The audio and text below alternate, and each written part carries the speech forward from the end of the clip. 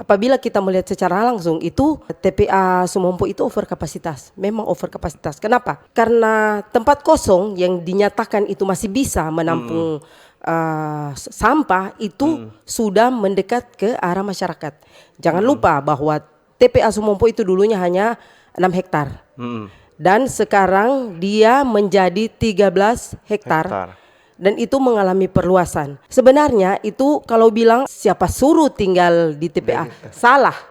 Karena sebenarnya TPA yang mendekati masyarakat melalui perluasan yang dilakukan hingga mencapai 13 hektar sekarang. Kenapa masyarakat menjual? Itu saya sudah berdialog dengan masyarakat yang ada di situ, dengan tuan tanah yang ada di situ. Mereka itu terpaksa menjual karena sampah itu sudah di belakang rumah mereka. Jadi ada keadaan yang memaksa mereka untuk menjual tanah mereka yang ada di situ. Apabila sampah itu sudah ada di belakang rumah saya itu, saya juga akan berpikir 1000 kali untuk masih mau tinggal di tempat itu. Nah, pada saat sekarang tanah kosong yang dikatakan 1,68 hektar itu yang masih bisa menampung, itu sudah memang menempel dengan warga.